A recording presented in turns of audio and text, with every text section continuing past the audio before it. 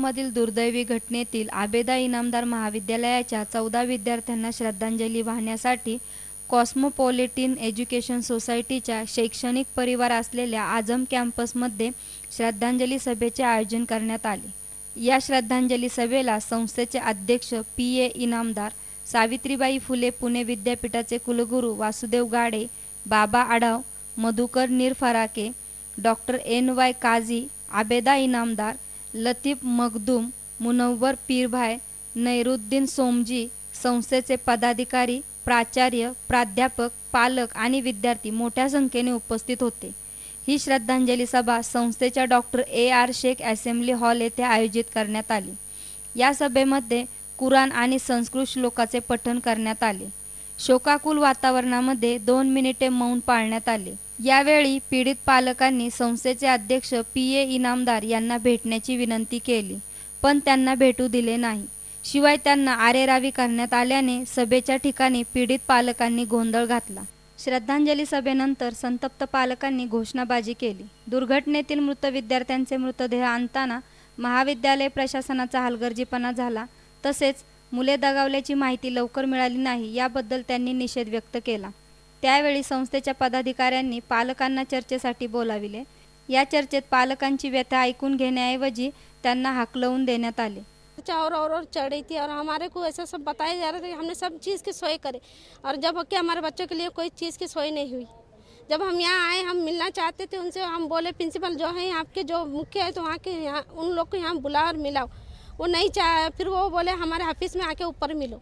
हम ऊपर मिलने गए, हम हमारी जो राय रख भी रहे थे तो हमारी राय भी सुनने को नहीं, नीचे आवाज़ में बात करो। हम तो इतनी आवाज़ उठा के बात भी नहीं कर रहे थे, तो नीचे आवाज़ में बात करो, नीचे आवाज़ में बात करो। जब हम सब बोलने को लगे तो बोले इसको हकाल के फेंक दो, इसको उठा के फेंको, यहाँ से हकालो, निकलो, ऐसे करके ऐसा काम रहता है इनामदार का। ये मेन इनामदारी जैसे बोले तो हम हमारे बच्चों की फरियाद लेके जाना किधर? हमारे बच्चों को यहाँ से इन्होंने लेके गए थे। आज 5 साल है मेरी बच्ची यहाँ पढ़ रही है। 11वीं से मेरी बच्ची 15वीं तक यहाँ थे। अब इसका लास्ट साल है। अब 3 महीने के बाद मेरे को एक तो आदमी नहीं है, मेरा बेटा बन के मेरी बेटी का वो कर रही थी मेरे साथ में। अभी मेरे को बेटा नहीं है। बैठकीतून हाकलण्यात आल्यानंतर संतप्त पालकांनी इनामदार आणि महाविद्यालयाविरोधात शिवीगाळ केली। पैसा कमविण्यासाठी संस्था चालवितो, आमच्या समाजाचा असून याचा उपयोग नाही असा आरोप केला। विद्यार्थ्यांचे मृतदेह आणताना मुरुड येथे महाविद्यालय प्रशासनाची व्यक्ती का नव्हती या प्रश्नावर पी.ए. इनामदार म्हणाले, संस्थेचे विश्वस्त आणि प्राध्यापकांची एक टीम तेथे उपस्थित होती। रुग्णालयाच्या ॲम्ब्युलन्स चालकांना गाडी धुण्यासाठी आम्हालाच 500 रुपये द्यावे लागले। या पालकांच्या प्रतिक्रियेवर बोलताना इनामदार म्हणाले, त्याबाबत रुग्णवाहिका चालकांना चपलेने मारायचे होते अथवा आम्हाला सांगायचे होते पैसे कशासाठी दिले।